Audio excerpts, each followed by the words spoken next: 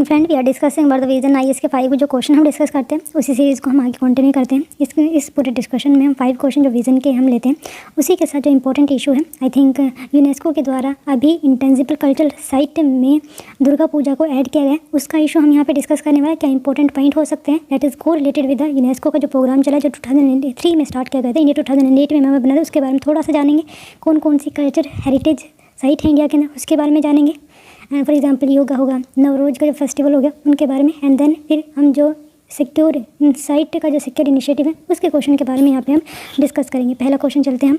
पहला क्वेश्चन आपके सामने, द प्रेसिडेंट ऑफ इंडिया, अगर प्रेसिडेंट ऑफ इंडिया एक्सरसाइज करते हैं अपनी power under article 359 of the Indian constitution तो क्या होगा। मतलब ये article 359 of the Indian constitution में क्या मेंशन किया गया। पहली स्टेटमेंट आपके सामने है, president can promulgate ordinance for any state, मतलब जिस तरीके से ऑर्डिनेंस लेकर आया जाता है क्या आर्टिकल 359 में इसका मेंशन किया गया। सेकंड स्टेटमेंट देखें, जो हाई कोर्ट की पावर है वो सब्स्यूम कर दी जाएगी सुप्रीम कोर्ट के साथ, मतलब ये है कि जो हाई कोर्ट और सुप्रीम कोर्ट इसको एक ही कोर्ट बना दिया जाएगा, क्या कुछ ऐसा होगा।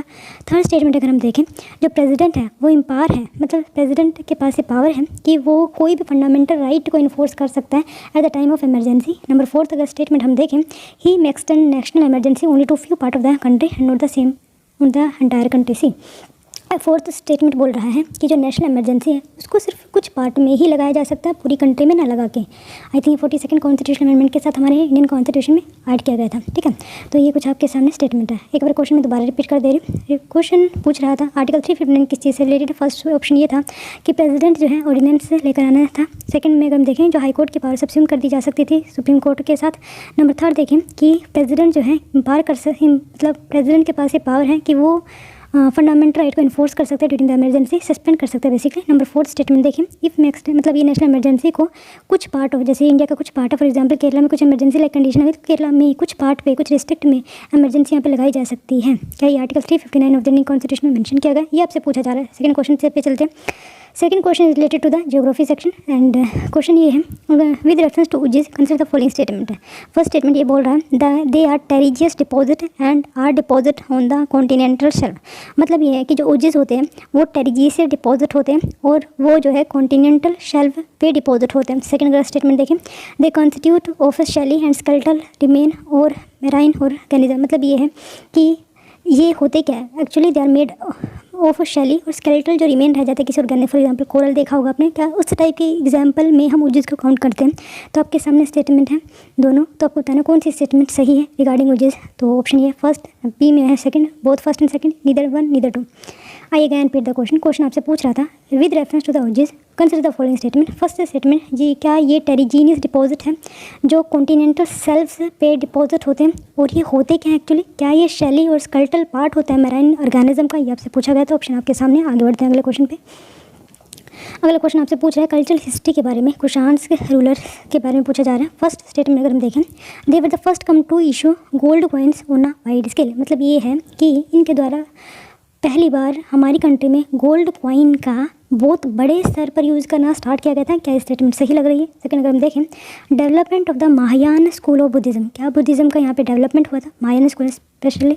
नंबर थर्ड अगर हम देखें तो repairing of the Sudarshan lake in Kathiawar, जो काठियावाड़ रीजन है फॉर एग्जांपल गुजरात का जो नीचे वाला हिस्सा है वो काठियावाड़ के नाम से जानते हैं। इवन महाराष्ट्र और गुजरात के बीच में डिस्प्यूट है रिगार्डिंग काठियावाड़ रीजन, है ना। तो आप लिख सकते हैं अगर कभी लिखना आता है तो इंटर स्टेट कॉन्फ्लिक्ट के बारे में, तो काठियावाड़ का रीजन एक अच्छा एग्जाम्पल बनता है देने के लिए। खैर क्या है यहाँ पे जो काठियावाड़ के अंदर सुदर्शन लेक है वो कुषाण रूलर के द्वारा रिपेयर कराई गई थी।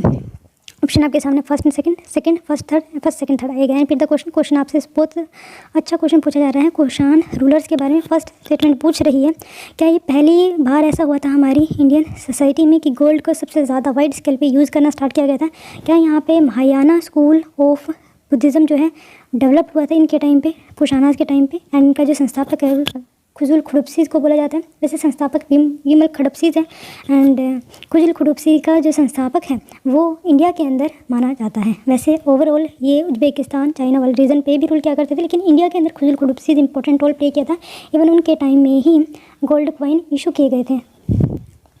ऑप्शन मैंने आपको बता ही दिया। आगे बढ़ते हैं अगले क्वेश्चन अगर हम देखें तो अगला क्वेश्चन आपसे पूछ रहा है in the context the revolt of 1857 which of the following pairs are correctly match, होता है इनमें से कौन सा करेक्टली मैच है। फर्स्ट अगर देखें तो कानपुर से कौन सा लीडर खड़ा हुआ था against the Britishers, you know very well. Meerut जो छावनी हुआ करती थी वहाँ से जो 10 मई को ये स्टार्ट हुआ था आगे रिवोल्ट 1857 का। तो क्या लखनऊ से भक्त खान हुआ करते थे। सेकंड अगर हम देखें तो कानपुर से क्या पेशवा बाजीराव सेकंड हुआ करते थे। आई थिंक 1761 का रूल जो लड़ाई हुई थी मराठास और दुरानी एम्पायर के बीच में, तो उस वक्त तो बाजीराव सेकंड हुआ करते थे। खैर बिहार से क्या कन्वर सिंह हुआ करते थे। तो आपको बताना कौन सा यहाँ पे सही है। ऑप्शन आपके सामने। आई अगेन रिपीट द क्वेश्चन। 1857 में किस रीजन में कौन से लीडर हुआ करते थे, ये क्वेश्चन था। पहला ऑप्शन था लखनऊ जो है क्या भक्त खां उठे थे। सेकंड अगर और लखनऊ को ही जो है अवध के नाम से जाना जाता था, ये भी आप याद रख लेना। कानपुर जो है क्या पेशवा बाजीराव थे। बिहार में कंवर सिंह हुआ करते थे। क्या आपको बताना कौन सी यहाँ पे सही है। आगे बढ़ते हैं। 5वां क्वेश्चन और लास्ट क्वेश्चन है शायद से। अच्छा, ये इकोलॉजी से रिलेट करता है। Which of the following adaptation can be found in the flora of hot and dry desert. आपसे पूछा जा रहा है एडेप्टेशन के रिगार्डिंग क्वेश्चन है। जो फ्लोरा है हॉट एंड ड्राई डेजर्ट में किस टाइप के एडेप्टेशन वो शो करते हैं। ऑलरेडी ये क्वेश्चन कराया जा चुका है। क्या वहाँ पे जो स्टोरेज ऑफ वाटर होता है इस टाइम रूट्स के अंदर, ताकि ज़्यादा पानी की कमी ना देखने को मिले। जो ग्लोसी एंड वैक्सी लीव्स हो जाते हैं, ताकि वैक्सी लीव होगा तो पानी नहीं उड़ेगा। नंबर 3 देखें तो लॉन्ग डीप रूट होगी। तो आपको बताना कौन से यहाँ पे अडेप्टेशन है, किसके, ड्राई डेजर्ट के जहाँ पे पानी की कमी होती है। फिर ये जो चीज़ एप्लीकेबल हो सकती है जो dry area, for example Ladakh है ना। आगे बढ़ते हैं। अच्छा, आंसर देख लेना बच्चे। पहला पॉलिटी का जो क्वेश्चन था उसका आंसर देख लें। If the president of India exercise his power as provided under article 359 of the Indian constitution then. तो इसका मतलब ये है कि जो प्रेसिडेंट है उसके पास ये पावर है कि वो किसी भी फंडामेंटल राइट को जो part 3 of the Indian constitution में 12 से लेकर 35 तक मेंशन किए गए हैं उनमें से किसी को भी खटा सकता है, एक्सेप्ट आर्टिकल 19, क्योंकि उसका जो मेंशन है आर्टिकल 358 में मिल जाएगा आपको, और आर्टिकल 20 एंड 21 ये जो थोड़ा सा चेंज किया गया था 44th कॉन्स्टिट्यूशनल अमेंडमेंट के साथ 1978 में मोरारजी देसाई की जो गवर्नमेंट हुआ करती थी उनके द्वारा इसको हटाया गया था या फिर और इंक्लूड किया गया था प्रोविज़न, ताकि मिसयूज़ ना किया जा सके पावर का स्टेट के through on the citizen of India during the emergency. क्योंकि इमरजेंसी प्रोविज़न इंडिया के लिए इंपॉर्टेंट है, हमारी नेशनल सिक्योरिटी के लिए, इंटीग्रिटी के लिए, सॉवरेनिटी के लिए।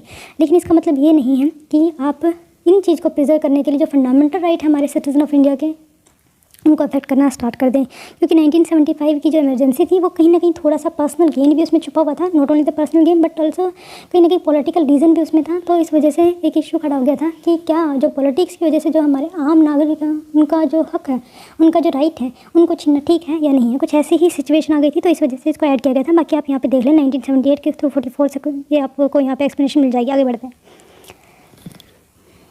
अगला क्वेश्चन आपसे पूछा गया था उजीज के बारे में। एंड उजीज क्या होते हैं, कंसिडर द फॉलोइंग स्टेटमेंट। तो सेकंड स्टेटमेंट यहाँ पे सही है। कैसे, they constitute of the shelly skeletal remain of the marine organism. तो ये सही है।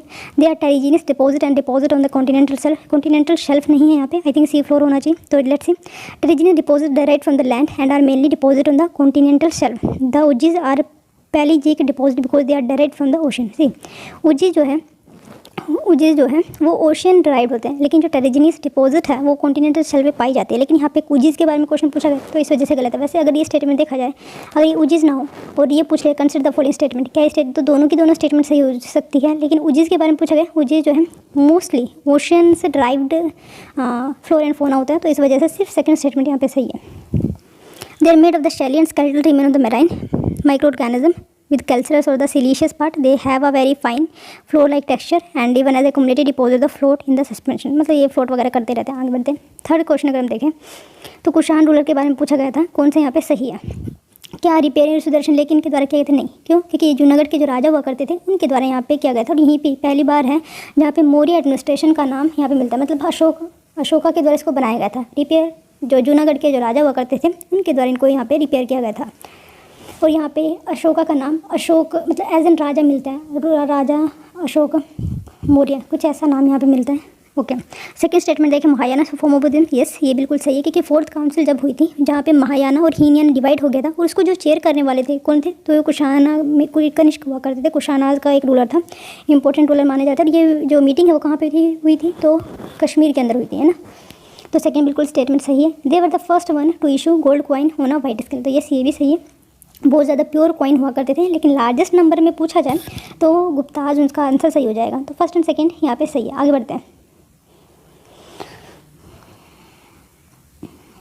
तो फिफ्थ क्वेश्चन हम देते, फोर्थ क्वेश्चन है, रीजन पूछा था, लीडर पूछे थे, कौन कौन से लीडर थे किस किस रीजन में during the 1857 revolt. Okay, Lucknow से वक्त खान नहीं, लखनऊ से थी हज़रत बेगम महल है ना, हज़रत बेगम महल, वो लखनऊ से हुआ करती, अपने अवध कह लीजिए। एंड उनके जो बेटे का नाम था वो कादर गजीज था, कुछ ऐसा ही था। कानपुर की बात करें तो पाजी बाजी राव ना, तो टाटे टोपे हुआ करते थे, तो इस वजह से गलत है। बिहार से कन्वर सिंह थी, तो ये सी बिल्कुल सही, तो थर्ड ऑप्शन यहाँ पे सही है, बाकी आप यहाँ पे पढ़ लीजिएगा। आगे बढ़ते हैं। अगर हम देखें अगला क्वेश्चन है, इकोलॉजी से रिलेटेड था, आपसे पूछा गया था कि क्या कैरेक्टरिस्टिक है जो अडेप्ट करते हैं हॉट वेदर कंडीशन में जो रहते हैं। क्या यहाँ पे स्टोरेज होता है, बिल्कुल सही, तीनों की तीनों स्टेटमेंट यहाँ पे सही है, पहले भी ये कोट आ चुके हैं, तो बाकी आप यहाँ पे पढ़ लेना। आगे बढ़ते हैं। यस, इसी तरीके से दुर्गा पूजा कोलकाता की थी, तो अभी ये न्यूज़ में है। द रीज़न भी क्योंकि UNESCO representative list of intangible culture heritage of humanity में इसको ऐड किया गया है। यू कैन सी है दुर्गा पूजा इन कोलकाता। कोलकाता में अंदर दुर्गा पूजा होती है नहीं, सिर्फ कोलकाता में नहीं होती है, वेस्ट बंगाल उड़ीसा वाले कुछ कुछ एरिया में होती है। आगे बढ़ते हैं। इसके बारे में अगर हम देखें, यूनेस्को के द्वारा इंस्क्राइब किया गया है दुर्गा पूजा जो कोलकाता की है, representative list of the intangible culture heritage of humanity. अगर हम दुर्गा पूजा की बात करें, ये एक स्ट्रीट फेस्टिवल है जो फेमिनिन डिविनिटी एंड जो स्पिरिट है वुमेनहुड की, वो एक्सपोज करता है कहाँ पे, हमारी सोसाइटी के अंदर। ठीक है। नंबर थर्ड स्टेटमेंट देखें, the inter governmental committee of UNESCO 2003 convention on safeguarding of the intangible culture heritage site लेकर आया गया था, जिन्होंने रिकमेंड किया है कि दुर्गा पूजा को कहीं ना कहीं इसको ऐड करना है। और इसमें क्या क्या ऐड हो सकते हैं।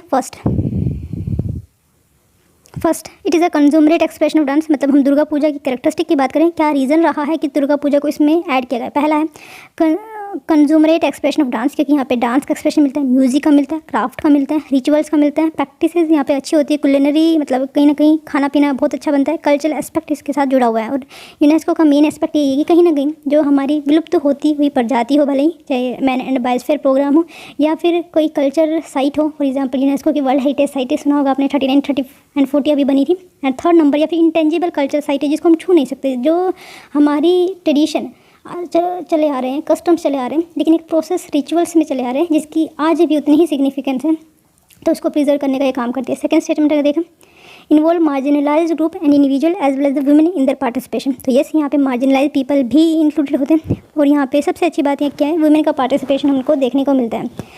थर्ड स्टेटमेंट मतलब क्या रीज़न रहा है कि इसको ऐड करने का। Third, transgress the boundary of caste, मतलब इसमें कोई कास्ट की कोई बाउंड्री नहीं है, कोई क्रीड की बाउंड्री नहीं है, कोई इकोनॉमिक क्लास की बाउंड्री नहीं कि ये ऊपर कास्ट का, ये लोअर कास्ट का तो आपको जाना चाहिए, नहीं जाना चाहिए। अगर आप अपर कास्ट के तो ये मूर्ति बनानी चाहिए या नहीं, ये नहीं बनानी चाहिए, या ये कलर की बनानी चाहिए या ये कलर की नहीं बनानी चाहिए, कुछ ऐसा एस्पेक्ट यहाँ पे नहीं आता है, तो इस वजह से इसको ऐड किया गया है। किस तरीके से, intangible culture heritage site, right. Okay, UNESCO defines intangible culture heritage, और यूनेस्को किस तरीके से intangible culture heritage site decide करता है उसके बारे में भी देख लें कि कोई भी प्रैक्टिस, कोई भी रिप्रेजेंटेशन, कोई भी एक्सप्रेशन, हमारी नॉलेज, स्किल, इंस्ट्रूमेंट, कोई भी object, artefact, culture spaces associated, वो जो चीज़ है एसोसिएट होनी चाहिए कम्युनिटीज़ या group. It can be tradition, contemporary and living, मतलब ये है कि ये बहुत पुराना ट्रेडिशन होनी चाहिए। ट्रेडिशन का जब हम मतलब देखने के चलते हैं तो ट्रेडिशन कुछ नहीं होते, वो रिचुअल्स होते हैं जो खुद वैल्यू होता है और वो हमारे पूर्वजों से हमें मिले हुए हैं, तो उसको ही हम ट्रेडिशन बोलते हैं ना। यस, और अगर उसमें कोई वैल्यू ना हो तो उसको कस्टम बोला जाता है। सेम चीज़ है कि वो इनहेरिटेंस से हमें मिले, पहली बात। दूसरी चीज़, अगर उसमें वैल्यू है तो ट्रेडिशन है, और अगर नहीं है तो कस्टम है। और एक सिग्निफिकेंस ये है कि ये जो है पुरानी काल से चले हुए आते हुए होने चाहिए। खैर, ट्रेडिशनल है, कंटेम्प्रेरी होनी चाहिए, मतलब आज भी उसकी रेलेवेंस हो, और लिविंग है, मतलब कहीं ना कहीं विद टाइम, विद जिस तरीके से वो डेवलपमेंट हुआ है उसका कहीं ना कहीं इवोल्यूशन जरूर होना चाहिए, लिविंग होना चाहिए ना एट द सेम टाइम। और इसी के साथ साथ जो है वो इंक्लूसिव हो, उसमें हर एक सोसाइटी का पार्ट, चाहे वो वुमेन हो, चाहे वो वल्नरेबल हो, चाहे वो किसी भी कास्ट का हो, कम्युनिटी का हो, क्रीड का हो, कोई भी रिलीजन का, उसमें पार्टिसिपेशन देखने को मिलनी चाहिए। सेकेंड, रिप्रेजेंटेटिव, मतलब हर एक मेंबर जो है सोसाइटी का उसमें रिप्रेजेंट हो, उनकी भी कहीं ना कहीं, जैसे हम दुर्गा बनाते हैं तो उसमें जैसे वो घड़ा अगर उठाती है तो उसकी कुछ ना कुछ महत्वता होनी चाहिए, रिप्रेजेंटेटिव होनी चाहिए सोसाइटी की। And community built, yes community led होनी चाहिए। It also recognize individual in the same cases as a part of a culture heritage. Okay, जब इंडिया की बात करते हैं, इंडिया के पास जो है 14 इंटेंजिबल कल्चर हेरिटेज साइट है। एंड ठीक है, India is signatory of UNESCO ICC convention कब 2003 में, विच इसका एम था कि इंटेंजिबल जो कल्चर हेरिटेज साइट है वो कहीं ना कहीं रिप्रेजेंट होनी चाहिए। नंबर थर्ड, अगर हम अपनी कंट्री की बात करें तो मिनिस्ट्री ऑफ कल्चर जो है इंप्लीमेंट करती है स्कीम, मतलब अगर हमें कोई भी ये दिखाना है कि ये हमारी इंटेंजिबल कल्चर साइट है, इसको भेजना है यूनेस्को के पास। तो हमारी मिनिस्ट्री ऑफ कल्चर जो इनिशिएटिव लेती है किस स्कीम के तहत, तो scheme for safeguarding the intangible culture heritage site and diverse culture tradition of India. तो इस स्कीम के तहत जो है मिनिस्ट्री ऑफ कल्चर इनिशिएट करती है इस तरीके के रेजोल्यूशन जो यूनेस्को तक भेजे जाते हैं। Just a second, yes, third page पे आ गए हम। This aims to enhancing awareness and interest. तो इसका मेन एम क्या है कि हम जो अवेयरनेस है अमंग द पीपल उसको इन्हांस करें, इंटरेस्ट को जगाएं इन द ICG, इन सेफ गार्ड करें, प्रमोट करें, प्रोपोगेट करें अपने कल्चर को, अवेयर करें पीपल को। नंबर थर्ड, संगीत नाटक अकेडमी एक ऑटोनमस ऑर्गेनाइजेशन है, किसके अंदर, मिनिस्ट्री ऑफ कल्चर के अंदर। ये एक नोडल ऑफिस है जो ICH को प्रिपेयर करने में एंड यूनेस्को को भेजने में हेल्प करता है। कौन, संगीत नाटक अकेडमी। ये एक अवार्ड भी देता है, आपको बताने वो कितने भाषा में दिए जाते हैं। चलो आप बताइए।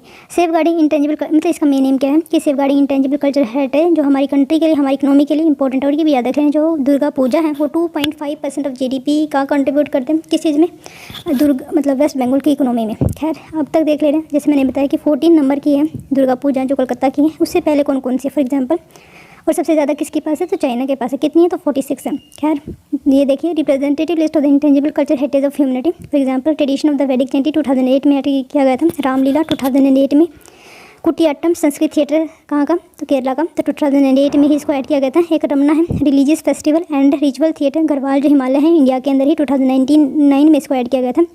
मोडिएटू अगैन से ये केरला का 2010 में इसको ऐड किया गया था। कालबेलिया राजस्थान का सॉन्ग डांस या फोक डांस में काउंट किया तो 2010 में इसको ऐड किया गया था। इसी तरीके से चाहू डांस उड़ीसा का उसको भी ऐड किया गया था। बुद्धिस्ट की जो चैंटिंग होती है ट्रांस हिमालय लद्दाख रीजन में उसको ऐड किया गया था 2012 में। उसी तरीके से जो संकीर्तना है मणिपुर का उसको ऐड किया गया था। इसी तरीके से ट्रेडिशनल जो ब्रास एंड कॉपर बनाए जाते हैं, मतलब यूटेंसिल जो बनाए जाते हैं कहाँ पे, पंजाब में है ना, पंजाब एरिया में ब्रास एंड कॉपर क्राफ्ट जो बनाए जाते हैं उसको भी ऐड किया गया था 2014 में। 2016 में योगा को ऐड किया गया था। 2016 में ही नवरोज फेस्टिवल को ऐड किया गया था जो हम शेयर करते हैं विद पाकिस्तान और ईरान वाले रीजन के साथ। योगा जो है इंडियन सब कॉन्टिनेंट इसको शेयर करते हैं, है ना। और इसी तरीके से कुंभ मेला 2017 में जो 4 जगह होता है, कहाँ कहाँ पे होता है, हरिद्वार में होता है और उज्जैन के अंदर होता है जो सिप्रा नदी के किनारे है, और महाराष्ट्र में गोदावरी नदी के किनारे भी होते हैं नासिक के अंदर, है ना। और एक जगह चलो आपको बताना है, अच्छा दुर्गा पूजा अभी जो 2021 में इसको ऐड किया गया है, राइट। तो ये पूरा टॉपिक था। आगे बढ़ते हैं। एक मैंने पॉलिटी का इशू लिया, let's see.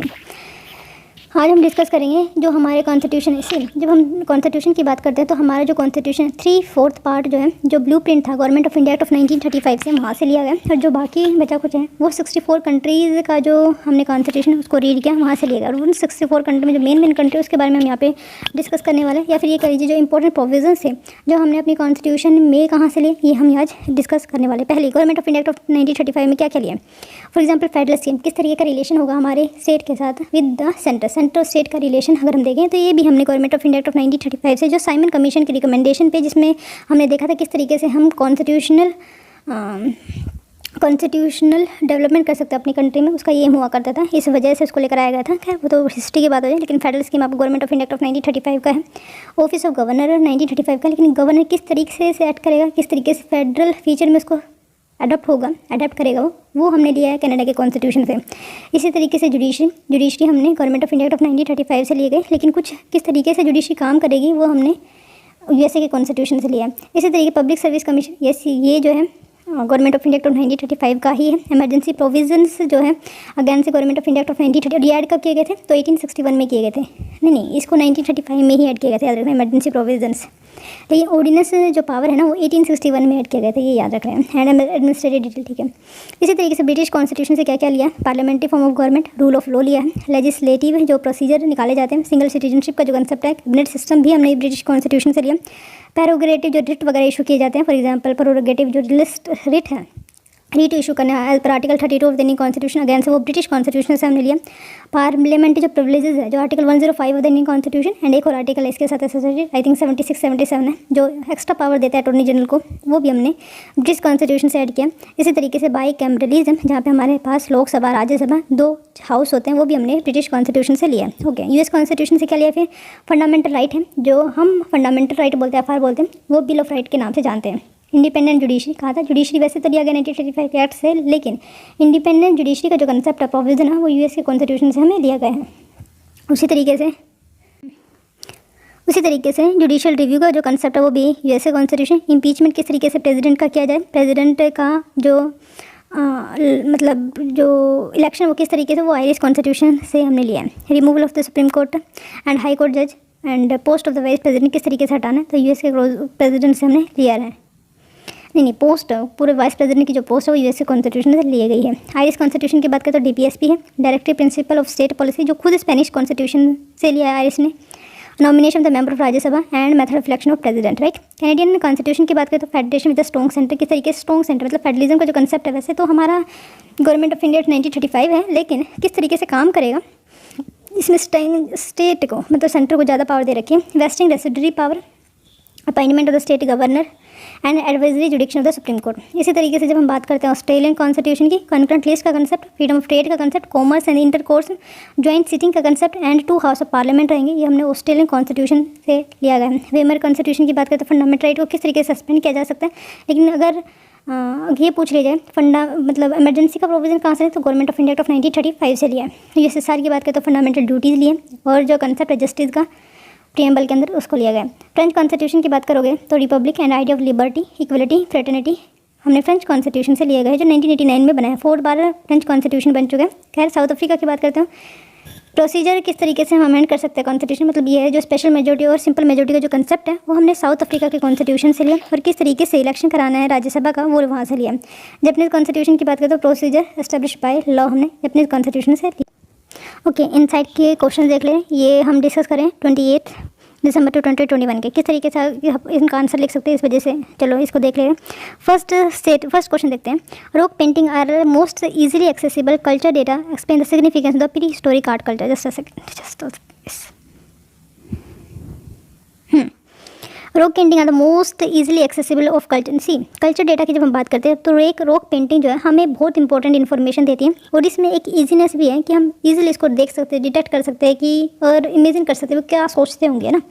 Explain the significance of pre historic rock art, मतलब प्री हिस्टोरिक जो रॉक आर्ट है उसकी क्या सिग्निफिकेंस है ये आपको बताना है। चलो, अभी ये न्यूज़ में क्यों है, why the question is Bhimbetka stand out of the large scene. Bhimbetka के अंदर सबसे ज़्यादा लार्ज नंबर ऑफ पेंटिंग्स मिली है, जिसमें ऐसा माना जाता है कि जो 762 रॉक शेल्टर हैं वहाँ पे पेंटिंग दी गई है, पेंटिंग बनाई गई है, and 400 display wide variety of the painting, और different variety of painting approximately 400 है वहाँ पे। की डिमांड ये है कि इंपॉर्टेंस क्या है किसी भी आर्ट का, in simple what is the importance of art, ये आपको लिखना है, एक्सप्लेन करना है आपको, क्लैरिफाई कीजिए। अकाउंट मतलब ठीक है, रॉक क्या होती है। सी, आप बिगिन किस तरीके से कर सकते हो, तो आप बता सकते हैं रिसेंटली भीमबेटका के अंदर ऐसा माना जा रहा है कि पूरे वर्ल्ड में सबसे ज़्यादा लार्जेस्ट नंबर ऑफ आर्ट कहाँ पे मिले, तो भीमबेटका कहाँ पे है, तो होशंगाबाद जो डिस्ट्रिक्ट है मध्य प्रदेश के वहाँ पे है। Being by writing about the various limitation of the understanding of the pre history, लेकिन प्रॉब्लम ये है प्री हिस्ट्री को हम नहीं समझ पा रहे हैं, क्योंकि उस वक्त जो ह्यूमन डेवलपमेंट है, इतना ब्रेन का डेवलपमेंट उस वक्त तक नहीं हुआ था। फर्स्ट बॉडी में क्या क्या लिखोगे, पहली बात तो मेंशन कीजिए कि हमें प्री हिस्टोरिक आर्ट को कहाँ से मिले, जैसे भीमबेटका हो गया, आजमगढ़ हो गया, इसी तरीके से जो चांद वाला रीजन है बिहार के अंदर, वहाँ पे हो गया, तो वहाँ पे हमें ये ऐसी पेंटिंग मिली है। First mention the major site है जो हिस्टोरिक रॉक से रिलेट करती है in India, making the most easily accessible, और फिर क्यों ये कल्चर डेटा का एक एग्जाम्पल माना जाता है जो ईजिली एक्सेसिबल है। ओके, फिर आपको लिखना है क्या सिग्निफिकेंस होती है प्री हिस्टोरिक रॉक आर्ट की, और इनसाइट दीजिए प्री हिस्टोरी, फिर सब्सटेंशिएट कीजिए एग्जाम्पल के साथ, इंक्लूड कीजिए। अच्छा, इंपॉर्टेंस की जब हम बात करते हैं तो हो सकता है कि मान लीजिए वो हंटिंग के लिए जा रहे हैं, अपने फूड के लिए। सबसे पहली बात तो प्री हिस्टोरिक आर्ट है, ह्यूमन की क्या नीड हुआ करती थी, सोचिए। एक आज की क्या नीड है, शेल्टर, फूड। नंबर 3 फूड है, शेल्टर है, और क्या है, क्लॉथ। ये 3 सबसे ज़्यादा इंपॉर्टेंट मानी जाती है। शेष जब हम शेल्टर की बात करते हैं तो सिग्निफिकेंस क्या है कि शायद अच्छा दिखने के लिए हो सकता है। जब फूड की बात करते हैं तो शायद हो सकता है कि शेल्टर की अपने आप को एंटरटेन करने का भी एक रीज़न हो सकता है, एंड फूड में कि शायद सिर्फ एक्सपेडिशन वगैरह के लिए जाना चाहते हो, तो इससे पहले मतलब वहाँ ओरिजिनल जाए, मतलब ग्राउंड में जाए, उससे पहले थोड़ी सी प्रैक्टिस करना चाहते हैं किस सिचुएशन में किस तरीके से काम करेंगे, है ना। तो ये माइंड की और हैप्पीनेस को, आपके दुख को, आप क्या सोचते हैं। कोई ऐसी पेंटिंग पाई गई है जिसमें जो इंसान का धड़ होता है और जो मुख होता है वो हिरन का या फिर किसी और जानवर का होता है ना। तो ये कहीं ना कहीं उनकी जो एक्स्ट्रा सोच है, मतलब किस तरीके से वो नेचर के साथ या फिर पावर को डिपिक्ट करना चाहते हैं कि हम शायद इतने पावरफुल होते हैं, तो हमारे पास एक्स्ट्रा कुछ चीज़ें होती। खैर, सेकंड क्वेश्चन पे चलते हैं। सेकंड क्वेश्चन है the deeply entrenched social inequality get further worsen with the growing economic inequality. सी कुछ नहीं है, अभी जो सोशल इनइक्वालिटीज़ है उसकी वजह से और ज़्यादा इनइक्वालिटीज़ इंक्रीज़ हो रही है। सिंपल ये question, the deeply intense social inequalities है, सोशल इनइक्वालिटीज़ की वजह से इकोनॉमिक इनइक्वालिटीज़ बढ़ती जा रही है, ये आपको बताना है। यस, बिल्कुल सही बात है। न्यूज़ में क्यों? क्योंकि अभी लेटेस्ट एडिशन जो है वर्ल्ड इनइक्वालिटी रिपोर्ट का आया है, world continue to sprint down the path of inequality. की डिमांड क्वेश्चन की क्या है कि आपको सोशल इनइक्वालिटी बताने, फिर किस तरीके से और उसको लिंक करना इकोनॉमिक इनइक्वालिटी से और किस तरीके से ये जो है बढ़ती हुई जा रही है, आपको फिर एनालाइज करना है। इसमें क्या करना होता है, when asked the question you must examine methodological the structure of the nature, किस तरीके का nature topic by separating into, और इसको सेपरेट करना होता है कंपोनेंट में एंड इसको समरी के फॉर्म में रिप्रेजेंट करना होता है। पहले सोशल इनइक्वालिटीज़ इंडिया में कितनी ये बता सकते हैं। फॉर एग्जाम्पल 1991 के डेटा के हिसाब से हम चलें तो जो नीचे की 50% जो पॉपुलेशन हुआ करती थी उसका जो कंट्रीब्यूशन 52% हुआ करता था, लेकिन आज वही जो डेटा है 50% का जो कंट्रीब्यूशन आफ्टर 1991 वो 13% हो चुका है। तो ये एक वरिंग बात है। Okay, giving static which give. अच्छा, फिर आपको बताना है कि सोशल इनइक्वालिटीज़ के रीज़न क्या है। सोशल इनइक्वालिटी किस किस में, जैसे वेल्थ कितनी है, एक ये social inequality, access to education, health facilities, ये हमारी सोशल इनइक्वालिटीज़ में, infrastructure, communication, urban and rural divide, ये कहीं ना कहीं एक रीज़न होते हैं सोशल इनइक्वालिटीज़ के। और ये किस तरीके से इकोनॉमी जो अपॉर्चुनिटीज़ है उसमें कन्वर्ट नहीं हो पाते, तो जिसकी वजह से और भी ज़्यादा सोशल इनइक्वालिटी जो है, मतलब जो गैप है वो बढ़ता ही जा रहा है। Write about how the social inequalities and economic inequalities are struggle, ये किस तरीके से इंटरलिंक्ड, ये बताएं। फिर किस तरीके से इंडियन सोसाइटी को इम्पैक्ट करें, उसके बाद क्या मेजर लिए जा सकते हैं और क्या क्या मेजर लिए जा चुके हैं, ये आपको कंक्लूजन में लिख देना है। ओके, नेक्स्ट अगर हम क्वेश्चन पे चलें तो अगला क्वेश्चन है elaborate upon the salient feature of the Indian constitution. ठीक है भाई, ये बहुत अच्छा क्वेश्चन है। जो सेलिएंट फीचर है हमारे इंडियन कॉन्स्टिट्यूशन को उसको आपको इलाबोरेट करना है। वाई इंडिया नोन एज, और इंडिया को क्यों क्वाजी फेडरल कंट्री बोला जाता है, ये आपसे पूछा है। 2 पार्ट है इस क्वेश्चन में। The question is a part of the static syllabus general studies paper 2, ये ऑलरेडी पूछा जा चुका है। पहले सेलाइन फीचर है, जैसे हमारे यहाँ पे इंडिपेंडेंट जुडिशरी है, executive parliament form of democracy है and all civil service exam civil servant है। इन ऐसे आर्टिकल, अलग अलग जो आर्टिकल है सबके बारे में यहाँ पे मेंशन किया जा सकता है। उसी तरीके से सेकंड पार्ट में पूछा क्वासी फेडरल, क्वासी फेडरल का मतलब छोटा थोड़ा सा फेडरल। तो आपको बता देना है कि जब इमरजेंसी लगाई जाती है तो किस तरीके से जो हमारा फेडरल स्ट्रक्चर है इमरजेंसी में कन्वर्ट हो जाता है, और उसी तरीके से जो फाइनेंशियल पावर होती है वो ज़्यादातर सेंटर के पास है। उसी तरीके से ऑल इंडिया सिविल सर्विसेज की जब हम बात करते हैं तो ज़्यादा पावर सेंटर के पास है, कि वो मतलब जो स्टेट का हेड है वो सेंटर चूज़ करती है ना। जैसे इलेक्शन कमीशन के भी बारे में बताया जा सकता है यहाँ पे। अच्छा, तो ये क्या था, तो कोई ये एक रीज़न है क्वासी फेडरल कंट्री होने के।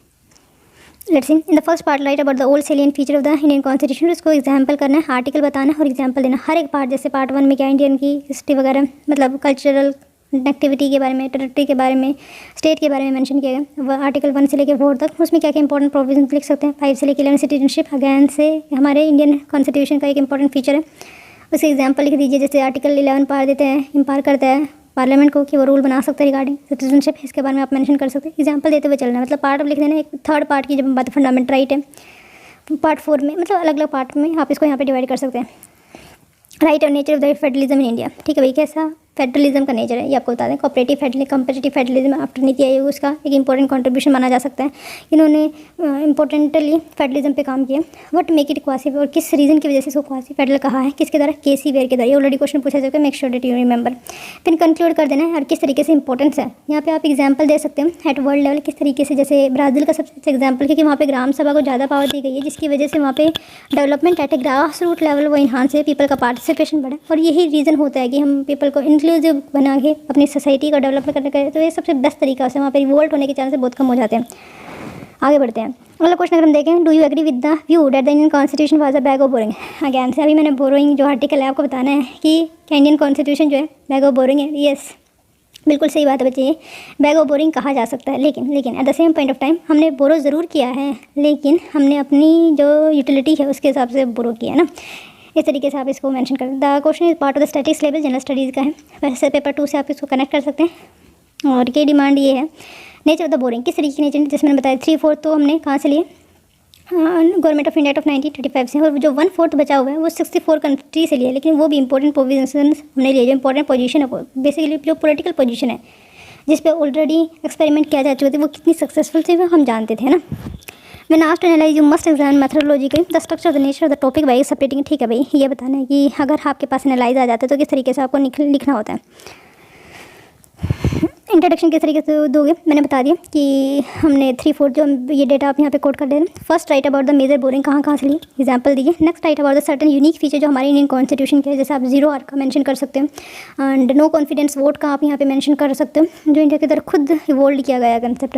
Right about unique feature of the Indian constitution, write about how even though, और ये भी आप एग्जाम्पल दे सकते जैसे हमारी जुडिशरी है ना तो कम्प्लीटली बेस्ड है government of India act of 1935 पे, ना ही ब्रिटिश कॉन्स्टिट्यूशन से ज़्यादा मिलती है और ना ही यूएस कॉन्स्टिट्यूशन से ज़्यादा मिलती है। इस तरीके का आप यहाँ पे डिफ्रेंशिएट करने की कोशिश करते हैं। फॉर एग्जाम्पल सिटीजनशिप का कंसेप्ट है वो कम्प्लीटली बेस्ड नहीं है जो ब्रिटिशर्स का कंसेप्ट है, क्योंकि हमारे यहाँ पे अलग अलग प्रोविजंस हैं। आर्टिकल 5 से लेकर 11 तक आर्टिकल मेंशन ज़रूर किया, लेकिन सिर्फ आर्टिकल 11 मेंशन करता है, एम्पावर करता है पार्लियामेंट को कि वो रूल बना सकते हैं रिगार्डिंग सिटीजनशिप ऑफ इंडिया। लेकिन वहाँ पे एक कंडीशन डाल दी जाती है कि 1950 के बाद या फिर 1955 के बाद जो भी रूल होगा, कौन सिटीजन होगा हमारी कंट्री कौन नहीं होगा, वो पावर दे रखे। लेकिन 1955 से पहले कौन सिटीजन होगा वो कॉन्स्टिट्यूशन खुद रेफर करता है ना। जैसे आर्टिकल 9 बोलता है कि मान लिया जाए आपने किसी और की सिटीजनशिप ले ली किसी और कंट्री की, तो आपकी हमारी कंट्री की सिटीजनशिप खत्म हो जाएगी, हमारा आर्टिकल 9 बोलता है ना। इस तरीके से आप इसको थोड़ा सा डिफ्रेंशिएट करने की खुद से कोशिश कीजिएगा। Next write about the certain unique feature of the Indian constitution, write about even though India refer to other constitution can not be concluded as a mere copying. और ठीक है भाई, हम नहीं कह सकते कि हमारा जो कॉन्स्टिट्यूशन है सिर्फ और सिर्फ हमने कॉपी किया या फिर बोरो किया, हमने सोच समझ के उसको अपने कॉन्स्टिट्यूशन में ऐड किया। It is evident in constitution not bare copying which is happened but a clear adaptation, और जिसकी वजह से क्लियर अडेप्टेशन हमें दिखाई देती है कि हमारी कंट्री आज भी उतनी ही यूनाइटेड है, इवन मोर यूनाइटेड है एज इन 1947। इवन जो यूएस के थिंकर हुआ करते थे, हमने डेमोक्रेटिक जो मतलब इलेक्शन है जब अपनाया था तो उन्होंने बोला था कि हमारी जो कंट्री है वो कभी भी सर्वाइव नहीं कर पाए because the diversity that we have and we are going for the electoral democracy, है ना।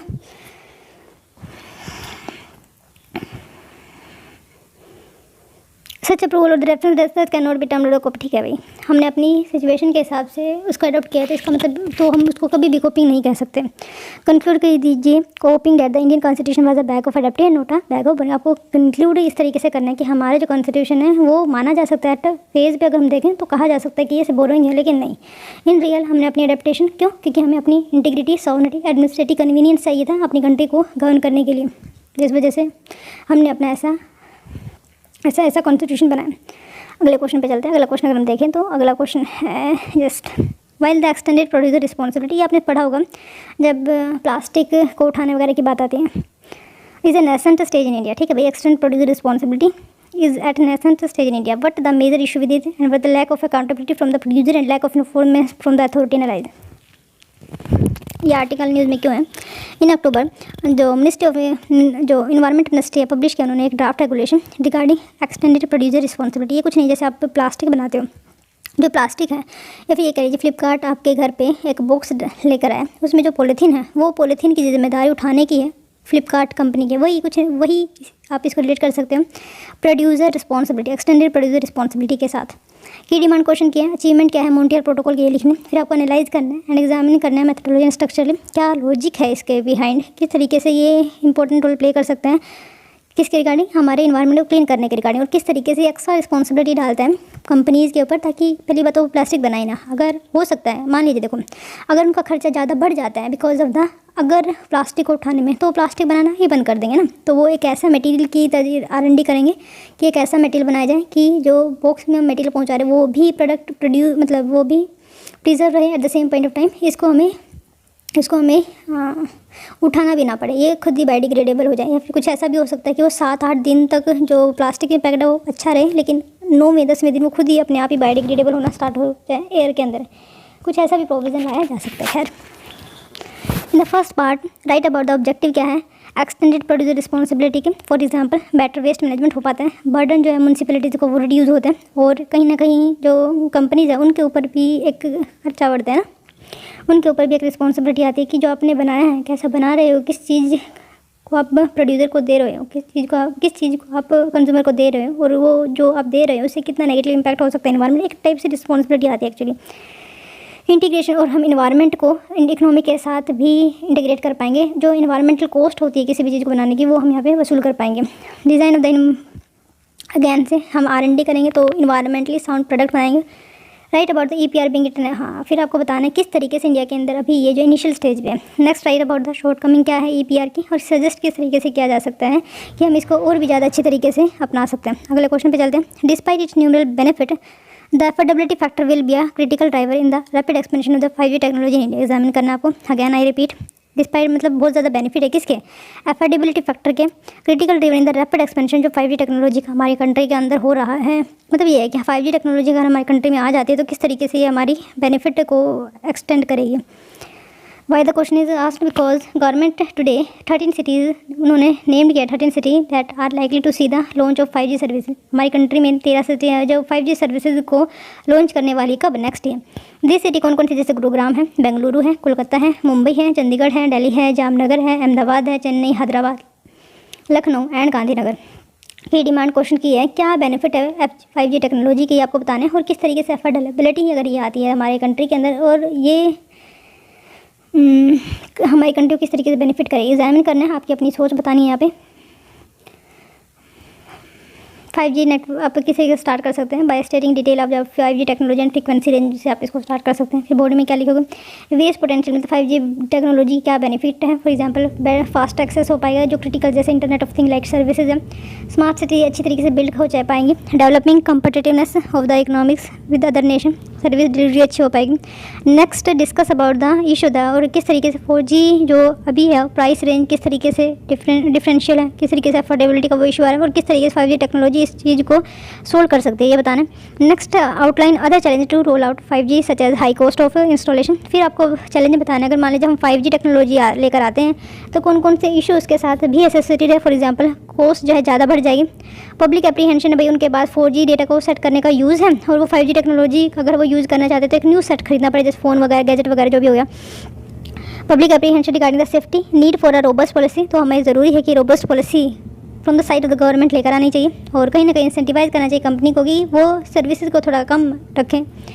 इससे जो है सेंटर स्टेट कोऑर्डिनेशन बहुत इंपॉर्टेंट हो जाता है। अब फिर आपको कंक्लूड करना है क्या वे फॉरवर्ड दे सकते हैं आप, वही है जो भी आपके सामने प्रॉब्लम हो उसको सिर्फ सोल्यूशन में बदलना है और कौन कौन सा at national level international level best example practice है वो कंक्लूजन में आपको लिखना होता है। अगला देखते हैं what is cognitive dissonance, cognitive dissonance क्या होता है एंड किस तरीके से आप इसको एड्रेस कर सकते हैं। इसके 4 पार्ट हैं कंसेप्चुअल। अच्छा पहली बात तो कॉग्निटिव डिसोनेंस होता क्या है, फिर आपको बताने क्या रीज़न होते हैं कॉग्निटिव डिसोनेंस। सी कॉग्निटिव होते हैं आपकी जो मेंटल एबिलिटी होती है, आपकी मेंटल एबिलिटी सोचती है कि मुझे 5 kg दूध पी जाना चाहिए, लेकिन डिसोनेंस यहाँ पे ये आता है कि कहीं ना कहीं हमें इसको बांट भी देना चाहिए लेकिन आप सेटिस्फाइड नहीं है। जो आपको रीज़न बताया गया है आपका दिल कुछ और कह रहा है और आपने सोच मतलब सोसाइटी कुछ और अप्रूव करती है या फिर आपकी जो सबकॉन्शियस माइंड है कुछ और सोचता है, तो इसी को ही कॉग्निटिव डिसोनेंस बोला जाता है। Mention the various reason why cognitive dissonance occur, क्यों ऐसा होता है कि कॉग्निटिव डिसोनेंस अकर होता है और क्या इसके इंप्लीकेशन हो सकते हैं, आपको एग्जाम्पल बताना है। Next mention the way to deal and किस तरीके से आप अडप्ट करोगे, फिर आपको बताना है किस तरीके से आप इसको डील करोगे, फिर किस तरीके से कॉग्निटिव डिसोनेंस